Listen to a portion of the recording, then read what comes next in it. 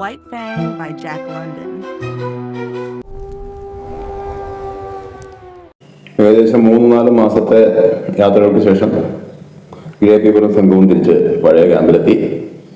ആ സമയത്ത് വൈറ്റ് ഫാങ്ങിന് 1 വയസ്സ്.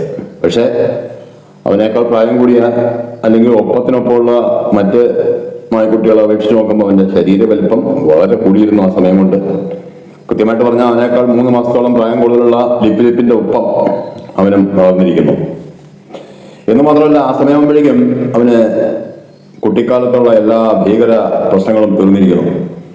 ആരും അവനെ എതിരിടാനില്ല. ഒപ്പത്തിനൊപ്പമുള്ള നായ്ക്കുട്ടികളും അവനേക്കാൾ വളർന്ന ലിപ്പിലിപ്പും ഒന്നും അവനെതിരുന്നില്ല എന്ന് മാത്രമല്ല, ലിപ്പിലിപ്പ് ഇപ്പോൾ പഴയ പോലെ നായ്ക്കുട്ടികളുടെ ഒരു ലീഡറല്ല, മറിച്ച് എല്ലാവരുടെയും ശത്രുവാണ്. അവര് യാത്രയ്ക്ക് ശേഷം അങ്ങനെയാണ് വന്നിരിക്കുന്നത്. ആ പ്രായത്തിലുള്ള നായ്ക്കൾക്കും ലിപ്പിലിപ്പിന് ഇഷ്ടമല്ല. മനുഷ്യരുടെ എല്ലാ സ്വഭാവങ്ങളോടും വൈറ്റ് ഫാങ് ഇണങ്ങിയിരിക്കുന്നു, ഒറ്റ കാര്യം ഒഴിച്ച്. ആരും അവന് നോക്കി ചിരിക്കുന്നവന് ഇഷ്ടമല്ല. ആരെങ്കിലും ചിരിക്കുന്നത് കണ്ടാൽ അവൻ അപ്പോൾ ഒരുമാതിരി ഹിസ്റ്റേരിയുടെ പോലെ ഇരിക്കുന്നില്ല. അതായത് ക്യാമ്പിൽ ആദ്യമായിട്ട് വന്ന ദിവസം അബദ്ധത്തിൽ അവൻ ആ തീയുടെ അടുത്ത് തീയെ ഒന്ന് മണക്കുകയും നക്കയൊക്കെ ഒരുമിച്ച് ചെയ്യുകയും അന്ന് എല്ലാവരും അവനെ നോക്കി ചിരിക്കുകയും ഒക്കെ ചെയ്ത ഒരു ഓർമ്മ അതെന്നും അവരുടെ മനസ്സിൽ നിലനിൽക്കുകയാണ്. ആരും അവനെ നോക്കി ചിരിക്കുന്നവന് ഇഷ്ടമല്ല. ആൾദൈവങ്ങളോട് ദേഷ്യം തീർക്കില്ല, പകരം അവൻ ദേഷ്യത്തോട് ഓടും. ആ സമയത്ത് മുന്നിൽ വന്ന് വിടുന്ന നായ്ക്കുട്ടികളുടെ കാര്യമൊന്നും പറയണ്ട, അവരെ വൈറ്റ് ഫാങ് കടിച്ചു കുടയും. ആ രീതിയിൽ ഏകദേശം 1-2 കൊല്ലം പല യാത്രകളും, അത് കഴിഞ്ഞുള്ള ക്യാമ്പ് വാസവുമായി ഏകദേശം 2 കൊല്ലത്തോളം കഴിഞ്ഞു. വൈറ്റ് ഫാങ്ങിന് വയസ്സ് 3. നല്ല ഒത്ത ഒരു ചെന്നായ എന്നാണ് അവനെ കാണുമ്പോൾ എല്ലാവർക്കും തോന്നുക. പക്ഷെ ഒരു ആവറേജ് ചെന്നായേക്കാൾ വലിയ സൈസ് അവനുണ്ട്. അങ്ങനെ ഇരിക്കെ ക്യാമ്പിൽ ഒരു ദിവസം വളരെ രസകരമായ ഒരു സംഭവം ഉണ്ടായി. ആ സമയത്ത് വേട്ടയാടി പിടിച്ച ഒരു മൂസ് മൃഗത്തിനെ കട്ട് ചെയ്യുമ്പോൾ വൈറ്റ് ഫാങ്ങിന് അത്യാവശ്യം നല്ല ഒരു പീസ് തന്നെ അത് മുറിക്കുന്ന ആൾ കൊടുത്തു. വൈറ്റ് ഫാങ് അത് എടുത്തുകൊണ്ട് കാടിന്റെ ഒരു ഓരത്തേക്ക് പോയി. ആരും കാണാതെ രഹസ്യമായി തിന്നുകൊണ്ടിരിക്കുമ്പോഴാണ് ഒരു മുതിർന്ന നായ ബസീഖ് അവനടുത്തേക്ക് വന്നു. നായ്ക്കളുടെ ഇടയിലുള്ള ഒരു സ്വഭാവമാണ്. പലപ്പോഴും ചെറിയ നായ്ക്കളൊക്കെ ഭക്ഷണം കഴിക്കുമ്പോൾ വലിയ നായ്ക്കൾ വന്നൊന്ന് പേടിപ്പിക്കും. അവരെ ഓടിച്ചുവിട്ട ശേഷം ആ ഭക്ഷണം തട്ടിയെടുക്കും. അങ്ങനെ ബസീഖ് വൈറ്റ് ഫാങ്ങിനെ നോക്കി ഒന്ന് മുരണ്ടു. വൈറ്റ് ഫാങ് പെട്ടെന്നൊന്ന് ഞെട്ടി ആ ഇറച്ചിയുടെ അടുത്ത് നിന്നൊന്ന് പുറകേക്ക് മാറി. ബസീഖ് ഒന്നുകൂടി മുരണ്ടു. വൈറ്റ് ഫാങ് അങ്ങനെ നോക്കുന്ന സമയത്ത് ബസീഖ് ആ ഇറച്ചിയുടെ അടുത്തേക്ക് വന്ന് അത് തിന്നാൻ തുടങ്ങി. അതുവരെ എല്ലാം വൈറ്റ് ഫാങ് സഹിച്ചെങ്കിലും ആ ഒരു സംഭവം അവന്റെ കണ്ണിന് മുമ്പ് വെച്ച് തന്നെ അവന്റെ ഇറച്ചി തട്ടിയെടുത്ത് തിന്നുന്നത് അവനത്ര ദഹിച്ചില്ല. ഒന്നാമത്തെ കാര്യം, അവൻ പിന്തിരിഞ്ഞ് പോകാൻ നിൽക്കുകയായിരുന്നു. അവൻ പിന്തിരിഞ്ഞ് കഴിഞ്ഞിട്ടാണെങ്കിൽ ബസീഖ് ആ ഇറച്ചി എടുത്തിരുന്നെങ്കിൽ കുഴപ്പം വരില്ലായിരുന്നു. പക്ഷെ അവന്റെ കണ്ണിന് മുമ്പ് വെച്ച് തന്നെ അങ്ങനെ ചെയ്യുന്നത് വൈറ്റ് ഫാങ്ങിന് സഹിക്കാൻ പറ്റുന്നതിനപ്പുറമായിരുന്നു. അവൻ ബസീഖിന്റെ മേലേക്ക് ചാടി വീണു. ബസീഖിന് എന്ത് സംഭവിക്കുന്നു എന്ന് മനസ്സിലാവുന്നതിന് മുമ്പ് തന്നെ അവന്റെ ഒരു ചെവിയും അതുപോലെ ഷോൾഡറും എല്ലാം കടിച്ചു മുറിച്ച് വൈറ്റ് ഫാങ് ചാടി മാറി. അതിനുശേഷം അവൻ ബസീഖിനെ നോക്കി ഒന്നും വരണ്ടു. ബസീഖിനാകെ ഒരു കൺഫ്യൂഷനായിരുന്നു. കാരണം അത് അവൻ പ്രതീക്ഷിച്ചിട്ടില്ല. വൈറ്റ് ഫാങ് എന്നുള്ള ഒരു കുട്ടി നമ്മുടെ നേരെ ഇത്രയൊക്കെ ചെയ്യുമെന്ന് ഒരിക്കലും ബസീഖ് പ്രതീക്ഷിച്ചില്ല. അതുകൊണ്ട് തന്നെ അവനാകെ ഒന്ന് കൺഫ്യൂഷനോടെ കുറച്ചു നേരം അവിടെ നോക്കി നിന്നു. ഈ സമയത്ത് വൈറ്റ് ഫാങ് ബസീഖിനെ നോക്കി ഒന്ന് മുരണ്ടു. പിന്നെ ബസീഖെല്ലാം വളരെ പെട്ടെന്നായിരുന്നു. അവൻ തിരിഞ്ഞു നടന്നു. അത്തരം ഒരു ഇറച്ചി കഷ്ണമോ വൈറ്റ് ഫാങ്ങോ അങ്ങനെ ഒന്നും ആ പരിസരത്തേ ഇല്ല എന്നുള്ളൊരു ഭാവത്തിൽ അവൻ അവിടെ നിന്ന് നടന്നു നീങ്ങി. ക്യാമ്പിലേക്ക് പുതുതായിട്ട് പല ആൾക്കാരും വന്നുകൊണ്ടിരുന്നതിനിടയിൽ ഒരു ദിവസം വന്ന ഒരു കൂടാരത്തിൽ അവന്റെ അമ്മ കിച്ചയെ കണ്ടുമുട്ടി. ജീവിതത്തിൽ അന്നോളം അവൻ ആകെ സ്നേഹിച്ചിട്ടുള്ള ഒരേ ഒരു ജീവി. വളരെ സ്നേഹത്തോടെ അവൻ കിച്ചയുടെ അടുത്ത് പോയെങ്കിലും കിച്ചയ്ക്ക് അപ്പോഴേക്കും പുതിയ കുട്ടികളൊക്കെ ഉണ്ട്. അതുകൊണ്ട് തന്നെ വൈറ്റ് ഫാങ്ങിനെ അവൾ അടുപ്പിച്ചില്ല. പണ്ട് വൈറ്റ് ഫാങ്ങിനെ പ്രസവിച്ച് കിടക്കുന്ന സമയത്ത് വൈറ്റ് ഫാങ്ങിന്റെ അച്ഛൻ ഒറ്റക്കണ്ണനെ പോലും അവൾ അടുപ്പിച്ചിട്ടില്ല. ആ രീതിയിൽ തന്നെയായിരുന്നു സംഭവിച്ചത്. വൈറ്റ് ഫാങ് അടുത്തോട്ട് വന്നപ്പോൾ അവൾ പെട്ടെന്ന് ചാടി വീണവനെ കടിച്ചു. പിന്നെ ചെന്നായ്ക്കൾക്കിടയിൽ മാത്രമല്ല, മിക്കവാറും എല്ലാ നായ്ക്കൾക്കിടയിലുള്ള ഒരു ശീലം, ഒരിക്കലും സ്ത്രീകളെ അങ്ങോട്ട് അറ്റാക്ക് ചെയ്യില്ല. വൈറ്റ് ഫാങ് ഒന്ന് പിന്മാറി. ഈ സമയത്താണ് കിച്ചയുടെ കുഞ്ഞ് വൈറ്റ് ഫാങ്ങിന്റെ അടുത്തേക്ക് വന്നു.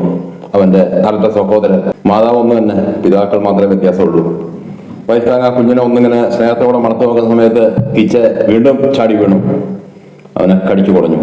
അവനൊന്നും ആലോചിച്ചില്ല, അവിടെ നിന്ന് തിരിഞ്ഞോടി. അടുത്ത ക്ഷാമകാലം, ക്യാമ്പിൽ ഭക്ഷണമില്ല. ആ സമയത്താണ് വൈറ്റ് ഫാങ് ശ്രദ്ധിക്കുന്നത്. വൈറ്റ് ഫാങ് എന്നല്ല, പല മുതിർന്ന ബുദ്ധിയുള്ള നായ്ക്കളും ശ്രദ്ധിക്കുന്നുണ്ട്. കൂട്ടത്തിലുള്ള പല നായ്ക്കളെയും കാണാനില്ല. കാണാത്തതിൻ്റെ കാരണം സിമ്പിളാണ്. മനുഷ്യർ മറ്റു ഭക്ഷണമൊന്നും കിട്ടാതാവുമ്പോൾ കൂട്ടത്തിലുള്ള പല നായ്ക്കളെയും കൊല്ലുന്നു. അതോടെ വൈറ്റ് ഫാങ് സിമ്പിളായിട്ട് കാര്യം തീരുമാനിച്ചു. ഇനി ക്യാമ്പിൽ നിൽക്കുന്ന ബുദ്ധിയല്ല. അവൻ കാടിലേക്ക് യാത്രയായി. കാട് പിന്നെ അവൻ്റെ ഒരു കളിത്തൊട്ടിലാണ്. കാടിലെ ഏത് കാര്യങ്ങളും അവന് മറ്റ് നായ്ക്കളെ നന്നായിട്ട് അറിയാം. അവൻ കാട്ടിലോട്ട് അലഞ്ഞു നടന്നു.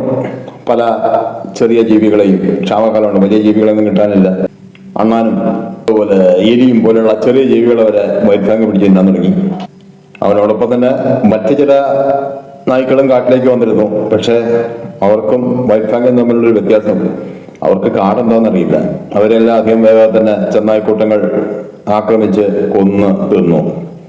വൈറ്റ് ഫാങ്ങിന് പക്ഷെ അത്തരം ഒരു രീതിയിൽപ്പെടുത്താൻ ഒരു ചെന്നായ്ക്കൂട്ടത്തിനും കഴിഞ്ഞില്ല എന്ന് മാത്രമല്ല, ആ ചെന്നായ്ക്കൂട്ടങ്ങളെയൊക്കെ വട്ടം കറക്കും എന്ന് മാത്രമല്ല, ആ വട്ടത്തിലൂടെ അവൻ ഏകദേശം ആ ചെന്നായ്ക്കൂട്ടങ്ങളുടെ ഏറ്റവും പുറകെത്തും. ഏറ്റവും പുറകെ ഓടുന്ന ചെന്നായെ അവൻ പിടികൂടി പട്ടണമൊക്കെ ചെയ്യും. ആ രീതിയിൽ ഏകദേശം ഒരു 3-4 മാസത്തോളം കാട്ടിൽ അലഞ്ഞു നടക്കുന്നതിനിടയിൽ വൈറ്റ് ഫാങ്ങിന് മുന്നിൽ വന്നുപെട്ട ആ ജന്മശത്രു ലിപ്ലിപ്പും ഈ പറഞ്ഞ രീതിയിൽ മനസ്സിലാക്കി ക്യാമ്പിൽ നിൽക്കുന്നത് സേഫല്ല. അവനും കാട്ടിലേക്ക് കയറി. അങ്ങനെ ഒരു ദിവസം വൈറ്റ് ഫാങ്ങും ലിപ്ലിപ്പും നേരിട്ട് കണ്ടുമുട്ടി. ചെറുപ്പകാലം തൊട്ടുള്ള പക വൈറ്റ് ഫാങ് അന്ന് തീർത്തു. ലിപ്ലിപ്പുമായി നടന്ന ഘോരമായ സംഘടനത്തിനൊടുവിൽ വൈറ്റ് ഫാങ് ലിപ്ലിപ്പിനെ കൊന്നു. വീണ്ടും കുറച്ചു കാലം കടന്നുപോയി. വൈറ്റ് ഫാങ് ഒരു ദിവസം കാടിനുള്ളിലൂടെ നടക്കുന്ന സമയത്ത് അവന്റെ പഴയ ഗുഹ, അവൻ ജനിച്ചു വളർന്ന ഗുഹ അവന്റെ കണ്ണിൽപ്പെട്ടു. അതിനടുത്തെത്തി അവൻ കണ്ടത് മറ്റൊരു വിശേഷമായിരുന്നു.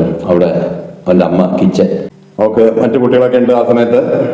എന്നാലും വൈറ്റ് ഫാങ്ങിനെ കണ്ടപ്പോൾ അവള് വളരെ സ്നേഹത്തോടെ അടുത്ത് വന്നു.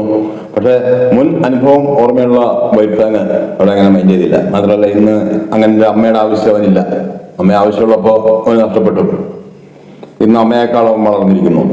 അവൻ വളരെ സിമ്പിളായി അവിടെ വന്ന് നടന്നു നീങ്ങി. ദിവസങ്ങൾ കഴിഞ്ഞു. ഒരു ദിവസം വൈറ്റ് ഫാങ് നടക്കുന്നതിനിടയിൽ അവന്റെ ചെവിയിൽ പരിചിതമായ ചില ശബ്ദങ്ങളും അതുപോലെ അവന്റെ മൂക്കിൽ പരിചിതമായ ചില ഗന്ധങ്ങളും. അവൻ കാട്ടിൽ നിന്നും എല്ലാം പുറത്തേക്ക് ഇറങ്ങി. അവൻ കാണുന്നത് ക്യാമ്പ് അവിടെ വീണ്ടും സജീവമായിരിക്കുന്നു. അവിടെ അത്യാവശ്യം പഴയ രീതിയിലുള്ള ക്ഷാമമൊന്നുമല്ല, അത്യാവശ്യം സുഭിക്ഷമായിട്ട് കാര്യങ്ങൾ പോകുന്നു. അവൻ നേരെ ഗ്രേ ബീവറുടെ കൂടാരത്തിന് നേരെ നടന്നു. ഗ്രേ ബീവർ ആ സമയത്ത് അവിടെ ഇല്ല. പക്ഷെ ഗ്രേ ബീവറുടെ മകൻ മിറ്റ്സ അവനെ കണ്ടു. വളരെ സ്നേഹത്തോടെ ഓടി അടുത്ത് വന്നു. വൈറ്റ് ഫാങ്ങിന് അപ്പ പിടിച്ച ഒരു ഫ്രഷ് മീന് മുഴുവനായിട്ട് കൊടുത്തു. കാരണം മറ്റു നായ്ക്കളൊന്നും ആ മീൻ തട്ടിയെടുക്കാതെ മിറ്റ്സ ചാട്ടവാറൊക്കെ ആയിട്ട് അടുത്ത് നിൽക്കുന്ന സമയത്ത് അവൻ ആ മീന് തിന്നു. അത് കഴിഞ്ഞ് മിറ്റ്സയും വൈറ്റ് ഫാങ്ങും ഗ്രേ ബീവറെയും പ്രതീക്ഷിച്ചവിടെ ഇരിപ്പായി.